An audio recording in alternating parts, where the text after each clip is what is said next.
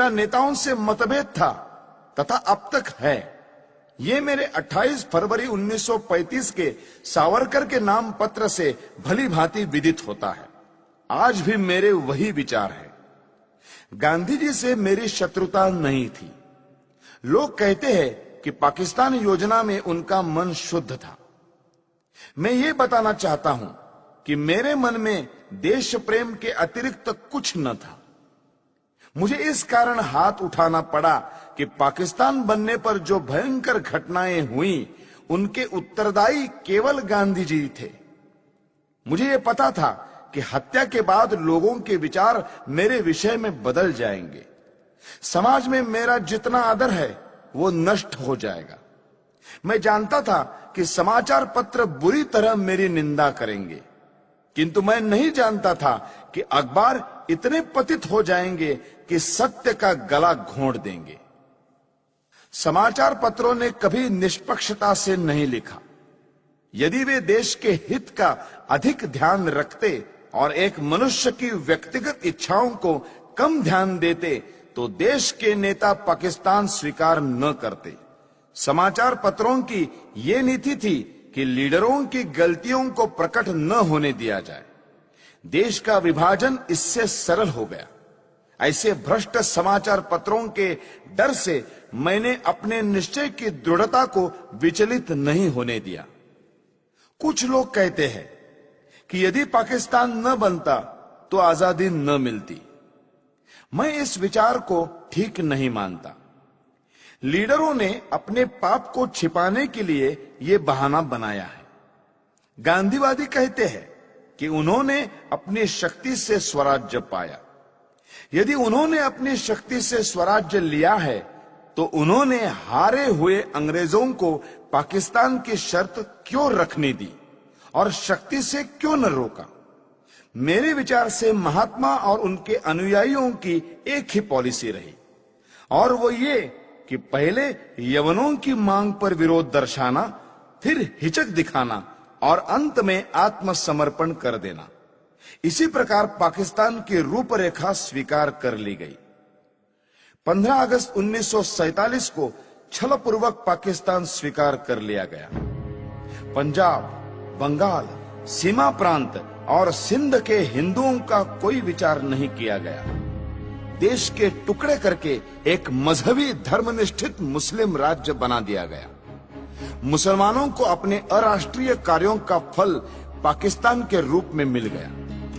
गांधीवादी नेताओं ने उन लोगों को देशद्रोही सांप्रदायिक कहकर पुकारा जिन्होंने पाकिस्तान का विरोध किया था, और पाकिस्तान स्वयं स्वीकार करके जिन्ना की सब बात मान ली। इस दुर्घटना से मेरे मन की शांति भंग हो गई।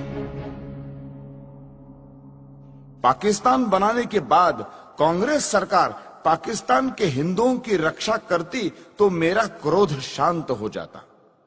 मैं नहीं देख सकता था कि जनता को धोखा दिया जाए। करोड़ों हिंदुओं को मुसलमानों की दया पर छोड़कर गांधीवादी कहते रहे कि हिंदुओं को पाकिस्तान से नहीं आना चाहिए और वही रहना चाहिए। इस प्रकार हिंदू मुसलमानों के चंगुल में फंस गए और विकट विपत्तियों के शिकार हुए। जब मुझे इन घटनाओं की याद आती है तो मैं कांप उठता हूं। प्रतिदिन सहस्त्रों हिंदुओं का संहार होता था। 15,000 सिखों को गोलियों से भून दिया गया। हिंदू स्त्रियों को नग्न करके जुलूस निकाले गए। उनको पशुओं की भांति बेचा गया। लाखों हिंदुओं को धर्म बचाकर भागना पड़ा। 40 मील लंबा हिंदू निराश्रितों का जत्था हिंदुस्तान की ओर आ रहा था। हिंदुस्तान शासन इस भयानक कृत्य का कैसे भयानक निवारण करता था? उन निराश्रितों को वायुयान से रोटियां फेंककर।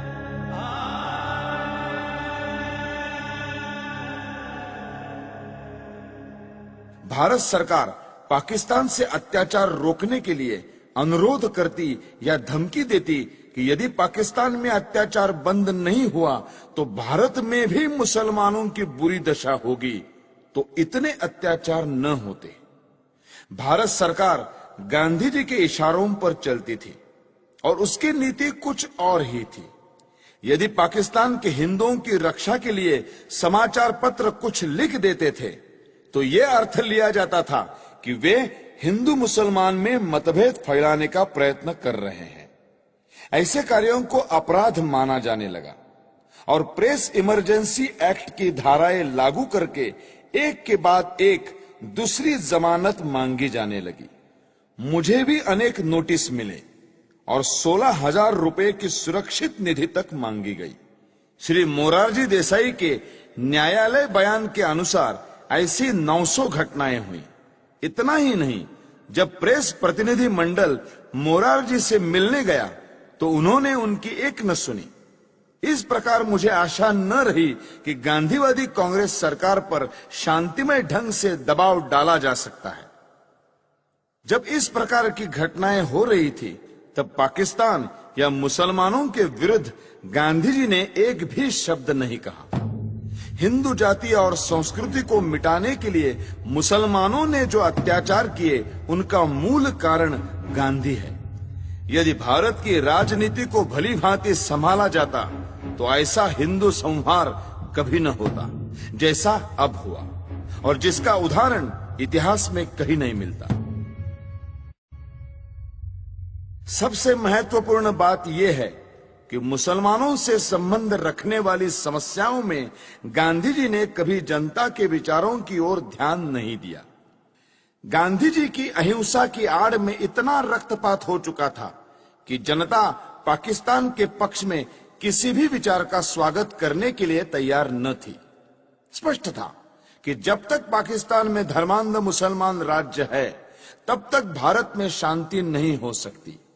फिर भी गांधी जी इस प्रकार का प्रचार कर रहे थे और इस तरह के विचार पाकिस्तान के पक्ष में फैला रहे थे जैसा कर सकने में कोई कट्टर लीगी नेता भी सफल न हो पाता।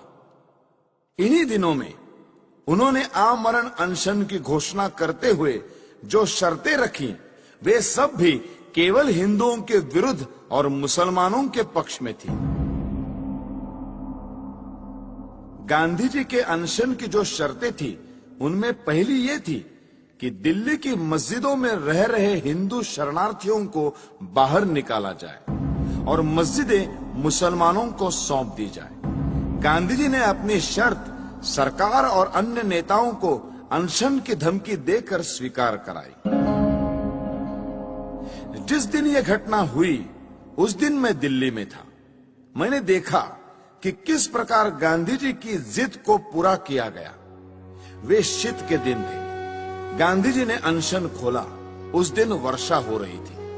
ऐसी असाधारण सर्दी और वर्षा में अच्छे स्थानों पर रहने वाले लोग भी कांप रहे थे।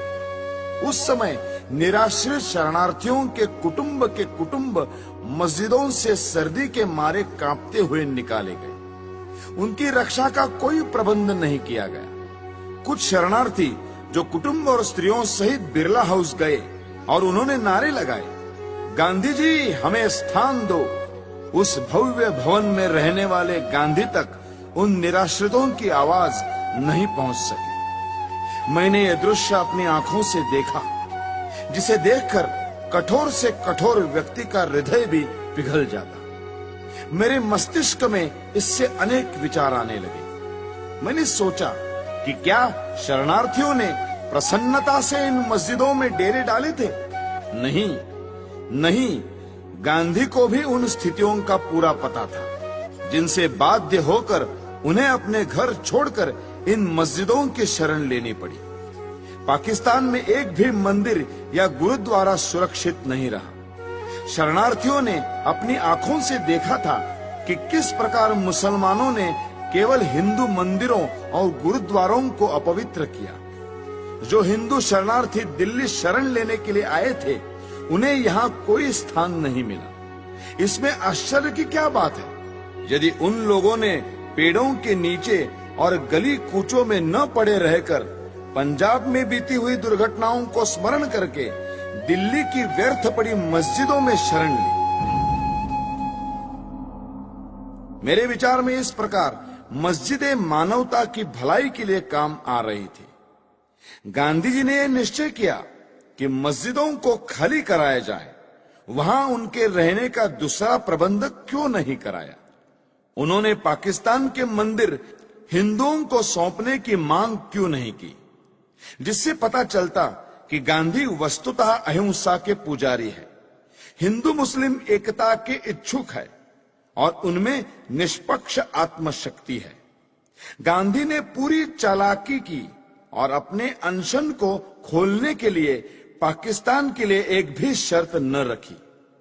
यदि वे रखते तो संसार देखता कि गांधी जी अनशन करते हुए स्वर्ग सिधार जाते और पाकिस्तान के एक भी मुसलमान को लेश मात्र दुख न होता।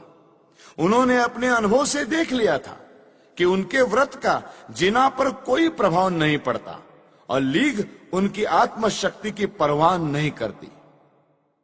अंत में यह कहना अनुचित न होगा कि गांधी के फूल यानी अस्थि भारत और विदेशों की बहुत सी नदियों में बहाए गए, परंतु ये अस्थि पाकिस्तान की सिंधु नदी में नहीं बहाई जा सकी।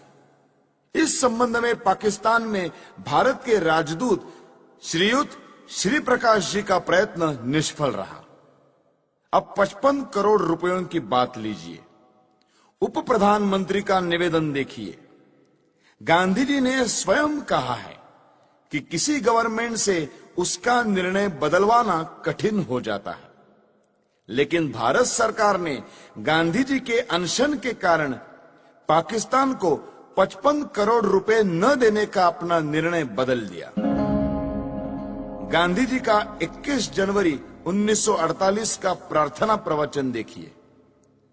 सरकार ने 55 करोड़ रुपए न देने का निर्णय जनता के प्रतिनिधि होने के नाते किया था, लेकिन गांधी जी के अनशन ने इस निर्णय को बदल दिया। तब मुझे यह ज्ञात हुआ कि गांधी जी की पाकिस्तान परस्ती के आगे जनता के मत का कोई महत्व नहीं है। अपने प्रतिवृत्त के पहले खंड के पृष्ठ 143 पर न्यायमूर्ति कपूर ने उस समय वृत्तपत्रों में छपी प्रक्रिया का एक उदाहरण दिया है। अनुच्छेद 12A-45 इस प्रकार है। बंबई के साप्ताहिक नेशनल गार्डियन ने अपने 17 जनवरी 1947 के अंक में नेहरू शासन से हिंदुस्तान की घोर वंचना, पाकिस्तान धौंस से जो पा न सका वो गांधी जी के हट्टाग्रह से पा सका, इस शीर्षक के नीचे दिया था, अपने राष्ट्रीय जनों का जिससे नरसंहार होगा वो पैसे देने का कृत्य हम नहीं करेंगे। ऐसी गर्जना चल रही थी और सरदार वल्लभ भाई के धौंस को और दबाव में भीख नहीं डालेंगे, ऐसे वीरत्व के शब्द सुनने में आते थे। इतने में ही गांधी ने अनशन करके पाकिस्तान को करोड़ों रुपए देने को नेहरू शासन को बाध्य किया। 55 करोड़ प्रदान की स्वीकृति से लोग कैसे प्रक्षुब्ध थे, इसका ये उदाहरण है। मुसलमानों ने स्वतंत्रता आंदोलन का विरोध किया, इसीलिए पाकिस्तान बना। जिन्होंने पाकिस्तान का पक्ष लिया उनको पांचवें स्तंभी कहा गया है, उनकी निंदा की गई है।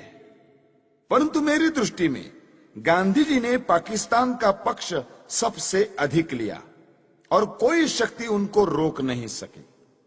इस स्थिति में हिंदुओं को मुसलमानों के अत्याचारों से बचाने का एक ही उपाय था कि गांधी का अंत कर दिया जाए। गांधी जी राष्ट्रपिता के नाम से पुकारे जाते हैं, जो अत्यंत सम्मान का पद है, पर वे पिता का कर्तव्य पालन करने में असफल रहे। उन्होंने तो बड़ी निर्दयता से राष्ट्र के 2 टुकड़े कर दिए। यदि वे सच्ची आत्मा से पाकिस्तान का विरोध करते तो लीग कभी भी इतनी सुदृढ़ता से ये मांग न रख पाती और अंग्रेज पूर्ण प्रयत्न करके भी इसे न बना पाते। देश की जनता पाकिस्तान बनाने की घोर विरोधी थी, पर गांधी जी ने जनता को धोखा दिया और मुसलमानों के पाकिस्तान का पिता सिद्ध किया है।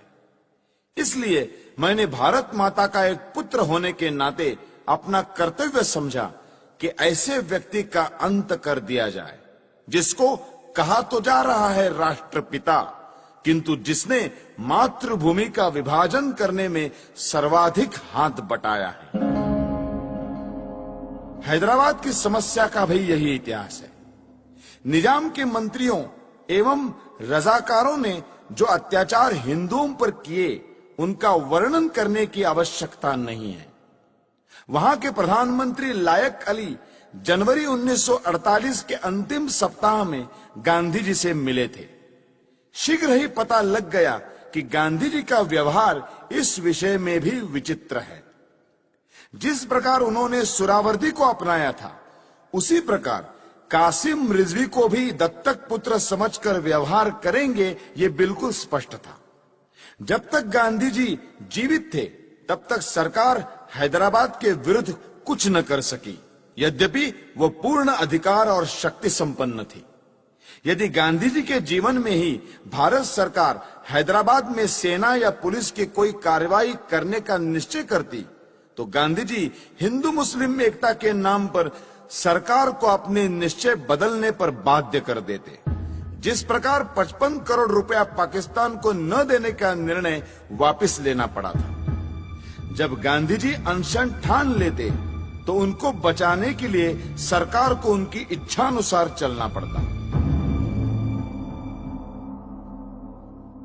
गांधी जी के अहिंसा सिद्धांत के अनुसार हमें अत्याचार सहन करते जाना चाहिए और शस्त्र या शारीरिक शक्ति से प्रतिकार नहीं करना चाहिए। गांधी जी की अहिंसा उस सिंह की अहिंसा है जो उस समय अहिंसा का पुजारी हो जाता है जब वो सहस्त्रों गायों को खा पीकर थक जाता है। कानपुर में गणेश शंकर विद्यार्थी को मुसलमानों ने निर्दयता से मार दिया था। गांधी जी उनका उदाहरण देकर कहते थे कि इस प्रकार अहिंसा पर चलकर अपना बलिदान कर देना चाहिए। मेरा विश्वास है यह अहिंसा यानी नपुंसकत्व देश को नष्ट कर देगी और पाकिस्तान भारत पर आधिपत्य जमा लेगा। मुझे स्पष्ट दिखाई देता था कि यदि मैं गांधी जी का वध करूंगा तो मैं जड़ मूल से नष्ट कर दिया जाऊंगा। लोग मुझसे घृणा करेंगे। मेरा सम्मान जो मुझे प्राणों से अधिक प्रिय है नष्ट हो जाएगा। किंतु साथ में मैं ये भी जानता था कि गांधी जी सदा के लिए विदा हो जाएंगे तो देश की राजनीति में शस्त्र प्रयोग और प्रतिकारात्मक कार्यवाही को स्थान मिलेगा। देश शक्तिशाली होगा। मैं अवश्य मरूंगा, किंतु देश अत्याचारों से मुक्त होगा। सब मुझे मूर्ख कहेंगे, पर देश ऐसे मार्ग पर चलेगा जो उचित होगा। यही सोचकर मैंने गांधी जी का अंत करने की ठानी। मैंने अपना निर्णय किसी को नहीं बताया। 30 जनवरी 1948 के दिन मैंने गांधी जी का वध किया। मेरे पास कहने को और कुछ नहीं है। यदि देशभक्ति पाप है तो मैं पाप मानता हूं। मैंने पाप किया है। यदि प्रशंसनीय है तो मैं अपने आप को उस प्रशंसा का अधिकारी समझता हूं। मुझे विश्वास है यदि मनुष्यों द्वारा स्थापित न्यायालय से ऊपर कोई और न्यायालय होगा तो उसमें मेरे कार्य को अपराध नहीं समझा जाएगा। मैंने देश और जाति की भलाई के लिए यह काम किया है। मैंने उस व्यक्ति पर गोली चलाई जिसकी नीति से हिंदुओं पर घोर संकट आए और हिंदू नष्ट हुए। वास्तव में मेरे जीवन का उसी समय अंत हो गया था जब गांधी जी पर गोली चलाई थी। उसके पश्चात मैं अनासक्त जीवन बिता रहा हूं। मेरे लिए संतोष का विषय है कि मुझे कोई पश्चाताप नहीं है। हैदराबाद की समस्या में अकारण देर हो रही थी। सरकार ने गांधी जी के मृत्यु के बाद शस्त्र शक्ति से इस समस्या को ठीक रूप से सुलझा दिया है। भारत की आधुनिक राजनीति और सरकार अभी तक तो ठीक प्रकार से चलती हुई जान पड़ रही है। गृह मंत्री ने कहा है कि देश के पास प्रचुर युद्ध सामग्री होनी चाहिए। ऐसा विचार प्रकट करते हुए उन्होंने ये नहीं कहा कि वे गांधी जी के सिद्धांतों पर चलकर ये सब कुछ करेंगे। यदि वे ऐसा कहें तो केवल अपने मन के संतोष के लिए कहेंगे। ये याद रखना चाहिए कि यदि आधुनिक शस्त्रों का प्रयोग करके ये कहा जाए कि गांधी जी के अहिंसा सिद्धांत पर चला जा रहा है, तो हिटलर, मुसोलिनी, चर्चिल या रूजवेल्ट के देश रक्षा के ढंग और गांधी जी के अहिंसा सिद्धांत में कोई भेद नहीं रह जाएगा। मैं ये मानने को तैयार हूं कि गांधी जी ने देश के लिए बहुत कष्ट उठाए। उन्होंने जनता में जागृति पैदा की। उन्होंने स्वार्थवश कुछ नहीं किया, परंतु दुख यह है कि वे इतने ईमानदार नहीं थे कि अहिंसा की हार को स्वीकार कर लेते। मैंने दूसरे भारतीय देशभक्तों और नेताओं के भी चरित्र पढ़े हैं जिन्होंने गांधी जी से अधिक बलिदान किए हैं। कुछ भी हो, गांधी जी ने देश की जो सेवा की है उसके लिए मैं उनका आदर करता हूं। उन पर गोली चलाने के पूर्व मैं उनके सम्मान में इसीलिए नतमस्तक हुआ था, किंतु जनता को धोखा देकर पूज्य मातृभूमि के विभाजन का अधिकार किसी बड़े से बड़े महात्मा को नहीं है। गांधी जी ने देश को छल कर देश के टुकड़े किए, क्योंकि ऐसा न्यायालय या कानून नहीं था जिसके आधार पर ऐसे अपराधी को दंड दिया जा सकता। इसीलिए मैंने गांधी को गोली मारी। उनको दंड देने का केवल यही एक तरीका रह गया था। यदि मैं यह न करता तो मेरे लिए अच्छा ही होता, परंतु स्थिति बहुत खराब हो गई थी और मेरे हृदय में इतना अधिक क्षोभ था कि मैंने सोचा कि गांधी जी को स्वाभाविक मृत्यु से नहीं मरने देना चाहिए। संसार को पता लग जाए कि इस व्यक्ति ने अन्यायपूर्वक राष्ट्र के साथ छल करके भयानक रूप से देश के एक संप्रदाय का जो पक्ष लिया है उसका दंड भोगना पड़ा। मैंने इस समस्या का अंत इसी प्रकार करना चाहा, क्योंकि इसी से लाखों निर्दोष हिंदुओं का जीवन बच सकता था। गांधी जी की जो अहममयी प्रवृत्ति इस पवित्र भूमि के पुत्रों के लिए घातक सिद्ध हुई, उसके लिए भगवान उन्हें क्षमा करे। मेरी न किसी से कोई शत्रुता है, न किसी के प्रति कोई दुर्भावना। यह मैं अवश्य कहता हूं कि इस सरकार के लिए मेरे हृदय में कोई आदर न था, क्योंकि ये अनुचित रूप से देश के शत्रुओं के हाथ मजबूत कर रही थी। मैं देख रहा था कि ये नीति गांधी के कारण थी। अब ऐसे व्यक्ति का अंत हो जाने के बाद वो राष्ट्र निर्माण की योजनाओं पर कार्य करने के लिए स्वतंत्र है। किंतु मुझे यह कहते दुख होता है कि प्रधानमंत्री नेहरू के भाषणों और कार्यों में बड़ा अंतर है। वे धर्मनिरपेक्षता के आधार पर राष्ट्र निर्माण की बातें करते हैं, जबकि उन्होंने स्वयं पाकिस्तान को धार्मिक आधार पर स्वीकार किया है। उन्हें सोचना चाहिए था कि सांप्रदायिक आधार पर बनाया हुआ पाकिस्तान भारत के लिए लाभदायक न होगा। फिर भी सब कुछ सोचने के पश्चात मेरे हृदय ने कहा कि गांधी जी के विरुद्ध काम करना चाहिए। किसी ने मुझ पर इस संबंध में कोई दबाव नहीं डाला और न ही कोई डाल सकता था। आप मेरी इस भावना को जिस प्रकार देखना चाहे देखें, और इस भावना के परिणाम स्वरूप मेरे किए हुए इस कार्य को देखकर जो दंड उचित समझे दें। इस विषय में कुछ कहने की मेरी इच्छा नहीं है। मैं किसी प्रकार की दया नहीं चाहता। मैं ये भी नहीं चाहता कि मेरी ओर से कोई दया की याचना करे। इस अभियोग में बहुत से मनुष्यों को मेरे साथ इस अपराध में ले लिया है। उन पर आरोप है कि उन्होंने षड्यंत्र रचा। इस विषय में मैं पहले ही कह चुका हूं कि इस कार्य में मेरा कोई साथी नहीं था। स्वयं मैं और केवल मैं ही इसका उत्तरदायी हूं।